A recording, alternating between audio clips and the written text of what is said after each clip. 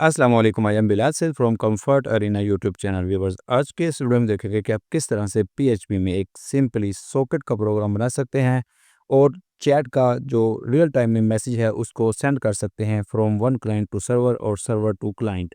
इसका कैसा होगा डेमो आपको यहाँ पर हम दिखा देते हैं। यहाँ पर सीएमडी में मैंने अपने सर्वर डॉट पीएचपी को रन कर लिया है। क्रोम के ऊपर हम अपने क्लाइंट को रन करेंगे। इस तरह से हमारे पास एक क्लाइंट का पेज जैसे कि आप इधर देख रहे हैं राइट साइड के ऊपर, यहाँ पर हम कोई भी मैसेज लिखेंगे। जैसे मैं लिखता हूँ हेलो एडमिन, तो सबमिट किया है तो आप देखेंगे यहाँ पर हमारे पास ये चीज़ आ गई है। अब हम इस पर रिप्लाई करेंगे। रिप्लाई में हम लिख देते हैं हाय गाइस। अब मैंने एंटर किया है तो आप देखिए कि जो मैंने यहाँ से लिखा था वो रियल टाइम में हमारे पास यहाँ पर क्लाइंट के ऊपर आ गया है। तो इस तरह से फिर दोबारा से कुछ भी लिख सकते हैं, जी क्या हाल है। मैंने यहाँ पर सबमिट किया है तो ये यहाँ पर आ गया है। इसका रिप्लाई हम इधर से अगर करते हैं आई एम फाइन, एंटर किया है तो ये यहाँ पर रियल टाइम के ऊपर कम्युनिकेशन आपके सामने आ रही है। तो ये काम किस तरह से हमने करना है, किस तरह से इन दोनों फाइल्स को बनाना है, आइए स्टार्ट करते हैं। तो यहाँ पे हमारे पास 4 सिंपल स्टेप्स होंगे। सबसे पहले आपने ज़ैम्प सर्वर इंस्टॉल कर लेना है अपने पीसी के अंदर। दूसरा काम आपने जो करना है, इनेबल कर लेना है सॉकेट को फ्रॉम php.ini से। कैसे करना है, ज़ैम्प का कंट्रोल पैनल यहाँ पर हमने खोला है, अपाची को आपने यहाँ से स्टार्ट कर लेना है। कॉन्फ़िग के ऊपर क्लिक करना है, php.ini पे क्लिक करना है। यहाँ पर आपने कंट्रोल F से इस तरह से सर्च करना है सॉकेट को और यहाँ पर आपने आ जाना है ये एक्सटेंशंस और सॉकेट। यहाँ पे ये सेमीकोलन है, इसको आपने यहाँ से रिमूव कर देना है और आपने इसको कैंसिल करके यहाँ से इस फाइल को सेव कर लेना है। इतना काम होगा तो हमारी जो सॉकेट प्रोग्रामिंग है पीएचपी में वो यहाँ पर इनेबल हो चुकी है। अब हम आ जाते हैं अपने सी के अंदर जहाँ पर हमारा ज़ैम्प इंस्टॉल्ड है। सी के अंदर मेरे पास है ज़ैम्प का फ़ोल्डर, यहाँ पर है मेरे पास htdocs। इसके ऊपर हम एक नया फ़ोल्डर बना लेते हैं। इस तरह से मैं लिख लेता हूँ सोकेट 1।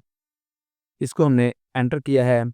अब इस खोलना है अपने वीएस कोड के अंदर। वीएस कोड को ओपन कर लेते हैं यहाँ से आके। इस तरह से यहाँ पर आते हैं फाइल में और कर लेते हैं ओपन फोल्डर। सी के अंदर आ गए हैं, ज़ैम्प के अंदर, htdocs के अंदर और सोकेट 1 को मैंने सेलेक्ट किया है, सेलेक्ट फोल्डर। फाइल न्यू बना लेते हैं। सबसे पहले हम सर्वर डॉट पीएचपी, इस तरह से ये मेरे पास सर्वर डॉट पीएचपी आ चुकी है। इस पर हम अपनी प्रोग्रामिंग को स्टार्ट करेंगे। पीएचपी का टैग हमने लिख लेना है और इसके अंदर अपनी प्रोग्रामिंग लिखनी है। सबसे पहले हमने यहाँ पर एक होस्ट का वेरिएबल बना लेना है। होस्ट हमारे पास आपको पता है कि 127.0.0.1 होता है। इसके बाद एक पोर्ट हमने बना लेनी है। पोर्ट को हम नंबर दे देते हैं 8082। सॉकेट बनाएंगे। सॉकेट का रिएट लिखना है हमने यहाँ पर। पहला पैरामीटर हमने इसको देना है वो जो डोमेन है f_inet। इस तरह से सोक स्ट्रीम इसका दूसरा पैरामीटर होगा, तीसरा पैरामीटर 0 होगा। इसके बाद हम लिखेंगे और डाई। अगर ये काम हमारा नहीं होता तो सिंपली क्या हो जाएगा कि हमारे पास एक मैसेज आ जाएगा और यहाँ पर लिखा होगा नोट क्रिएटेड। अगला काम सॉकेट को बाइंड करना है। इसके अंदर अपनी सॉकेट को दे देना है। उसके बाद हमने यहाँ पर होस्ट और पोर्ट को दे देना है। इतना काम हो जाएगा। या अगर कुछ एरर आता है तो इस तरह से हम कर देंगे, एक मैसेज लिखा हुआ आएगा नोट बाइंड। अगला काम है सॉकेट लिसन। इसको हमने सिंपली सॉकेट देना है। कोमा डाल के मैंने यहाँ पर 3 लिख दिया है और यहाँ पर उसी तरह से दूसरी सूरत में हम कर देंगे और डाई और यहाँ पर लिख देंगे नोट लिसन। यहाँ पर इस तरह से लिखेंगे एक्सेप्ट, एक वेरिएबल होगा हमारे पास और ये हो जाएगा सॉकेट एक्सेप्ट। इसके अंदर हमने अपनी सॉकेट को देना है और सिंपली इस तरह से लिख देंगे। इतना काम करने के बाद एक मैसेज का वेरिएबल हमने बना लेना है सॉकेट रीड। इसके अंदर ये एक्सेप्ट वेरिएबल देंगे और उसके बाद लेंथ देंगे अपने मैसेज की, जो करेक्टर लेंथ है 1024 मैंने दे दी है। इसी तरह से इसी मैसेज को हमने ट्रिम कर लेना है। अगर कोई खाली स्पेस होती है तो वो हमारे पास ट्रिम हो जाएगी, मैसेज साफ़ सुथरा हो जाएगा। और इस मैसेज को हमने इस तरह से इको करवा लेना है, यानी कि शो करवा लेना है अपने टर्मिनल के ऊपर। इतना काम करने के बाद हमने अपनी सॉकेट को क्लोज कर देना है। ये हमारी जो सर्वर की फ़ाइल है ये रेडी हो चुकी है। इसको मैं इस तरह से सेव कर रहा हूँ। अब आ जाते हैं यहाँ पर एक फ़ाइल और बनाएंगे। इसका नाम रखेंगे client.php। php का टैग लगेगा और इसके अंदर हमारी कोडिंग स्टार्ट हो जाएगी। उसी तरह से यहाँ से ये जो मेरे पास चीज़ें हैं, पहली 3 लाइनें मैं यहाँ से कॉपी कर रहा हूँ। कॉपी करके हमने क्लाइंट में डाल दी हैं। इसके बाद हमने यहाँ पर एक और लाइन लिखनी है सॉकेट कनेक्ट। इसको हमने 3 पैरामीटर देने हैं। पहला सॉकेट हो जाएगा, दूसरा होस्ट होगा और तीसरा पोर्ट होगा। अगर ये काम नहीं होता तो एक हमारे पास मैसेज आ जाएगा किसी भी एरर की सूरत में, जहाँ पे लिखा जाएगा नोट कनेक्टेड। यहाँ पर हमारे पास जो मैसेज होगा उसको हम इस तरह से कर लेंगे। सबसे पहले इसको हम ऐसे कर लेते हैं हेलो वर्ल्ड और इस तरह से ये आ जाएगा मैसेज। अब हमने एक लाइन लिखनी है सॉकेट अंडरस्कोर राइट, और इसके अंदर हमने अपनी 3 चीज़ें पास करनी हैं। सबसे पहली सॉकेट हो जाएगी, दूसरा हमारा मैसेज होगा, और तीसरा हमारा जो मैसेज है उसकी लेंथ होगी। strlen लिख के इसके अंदर अपनी मैसेज वेरिएबल को पास कर देंगे। इतना काम करेंगे और यहाँ पर सिंपली क्या करेंगे, अपनी सॉकेट को क्लोज करेंगे।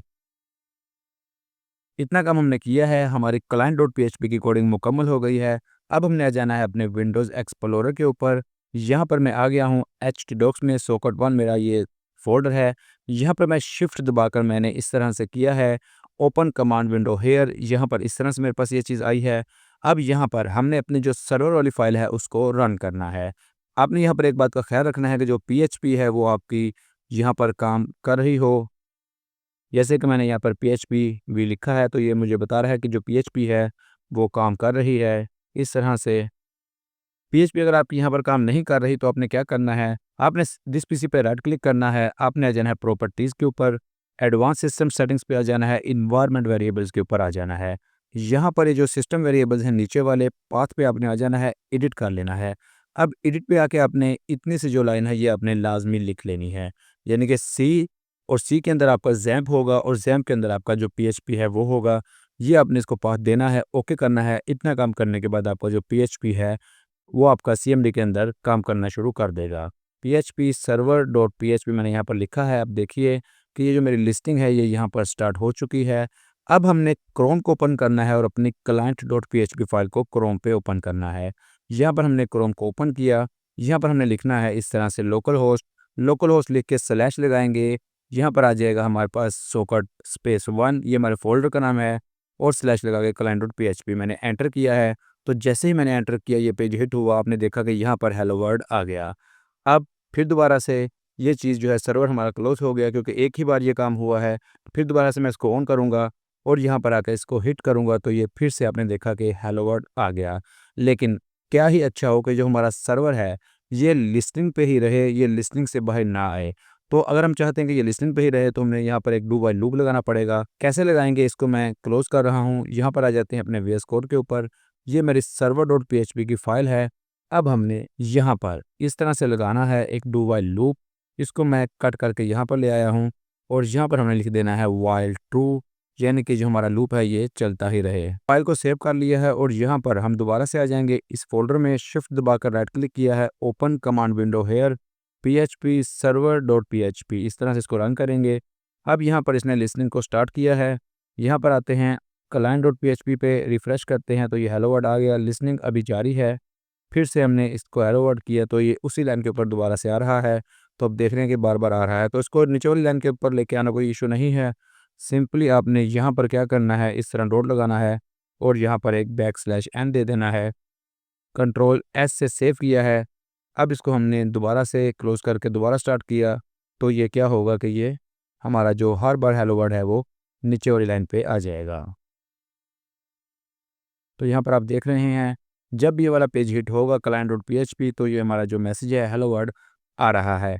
लेकिन यहाँ पर हमने अपना हेलो वर्ड फिक्स करवा लिया है, तो क्या ही अच्छा हो कि यहाँ पर हम एक टेक्स्ट बॉक्स और एक बटन बना लें और उसमें जो लिखें वो यहाँ पर आ जाए। तो अब हम अपना ये वाला काम करेंगे। हमने आ जाना है यहाँ पर सर्वर डॉट पीएचपी में, नहीं बल्कि क्लाइंट डॉट पीएचपी में। यहाँ पर हमने एक HTML का फॉर्म बनाना है। मेथड में पोस्ट लिखेंगे। यहाँ पर इस तरह से इनपुट आ जाएगा हमारे पास। नेम इसका मैसेज होगा, आईडी की फ़िलहाल हमें ज़रूरत नहीं है। उसके बाद जो हमारा दूसरा इनपुट है उसकी टाइप हमने सबमिट रखनी है और इसका नेम भी हम सबमिट ही रखेंगे। इतना काम करेंगे और ये हमारा फॉर्म यहाँ पर मुकम्मल हो जाएगा। अब हमने यहाँ पर इस पोस्ट मेथड को देख के अपने मैसेज को सेंड करना है। यहाँ पर हम लिख देंगे इस तरह से, इफ़ इस सेट $_पोस्ट सबमिट मिल जाता है। तो यहाँ पर इस तरह से इस वाली ब्रेस को मैं यहाँ पर ले आऊँगा और ये जो हमारा मैसेज है, ये जो हेलो वर्ड है, इसको हम कमेंट आउट कर देते हैं और यहाँ पर क्या लिख देते हैं, यहाँ पर लिख देते हैं $_पोस्ट, और पोस्ट में हमें जो भी मैसेज मिलेगा इस वाले मैसेज बॉक्स में से उसको हम यहाँ पर अपने सर्वर को सेंड करेंगे। तो इतना काम हमने कर लिया है। आ जाते हैं वापस अपने क्लाइंट पेज को रिफ़्रेश कर लेते हैं। आप देखिएगा ये चीज़ हमारे पास आ चुकी है। अब हमने अपने सर्वर को रन करना है। उसी तरह से शिफ्ट दबा के मैंने इसको ऑन किया है, php सर्वर डॉट php लिखा है, तो यहाँ पर लिसनिंग स्टार्ट हुई है। क्रोम के ऊपर आते हैं, एक मैसेज लिखते हैं सबसे पहले, हेलो एडमिन। इस तरह से मैंने सबमिट किया तो आप देखेंगे ये यहाँ पर हेलो एडमिन लिखा गया। अब हम लिख देते हैं हाउ आर यू, तो यहाँ पर आपने देखा कि हाउ आर यू भी आ गया। आप जो भी रियल टाइम में मैसेज लिखेंगे वो यहाँ पर आपके सर्वर के ऊपर आ जाएगा। लेकिन अभी यहाँ पर ये एक तरफा मैसेज की सप्लाई है, तो अब हम चाहते हैं कि दो तरफा मैसेज आ जाए, यहाँ से हम सर्वर से भी कुछ लिख के भेजें तो वो हमारा क्लाइंट भी रिसीव कर ले। तो ये काम भी कर लेते हैं। आ जाते हैं वापस अपने वीएस कोड के ऊपर। सर्वर डॉट पीएचपी में मैं आ गया हूँ। अब यहाँ पर जब ये अपना मैसेज रिसीव करके हमें दिखा देता है, इसके साथ ही हम इसको कहते हैं कि आप एक मैसेज दीजिए कि एंटर रिप्लाई और उसके साथ ही नीचे वाली लाइन में चले जाएं। यहाँ पर जो एक रिप्लाई नामी हमने बनाया है वेरिएबल, वो हमारा जो भी हमने लिखा होगा अपने सीएमडी के ऊपर उसको इस तरह से ले लेगा और इसको सॉकेट राइट करके आगे भिजवा देगा। ये 3 लाइनें मैंने लिखी हैं सर्वर के ऊपर और यहाँ पर हमें क्लाइंट के ऊपर लिखना पड़ेगा। सॉकेट को क्लोज करने से पहले इसी तरह से लिखेंगे रिप्लाई, ये हो जाएगा सॉकेट रीड। उसी तरह से रिप्लाई को ट्रिम भी कर लेंगे और रिप्लाई को यहाँ पर हम इको कर देंगे। इतना काम है हमारा। ये 3 लाइनें मैंने यहाँ पर लिखी हैं। मैंने किया है इसको सेव।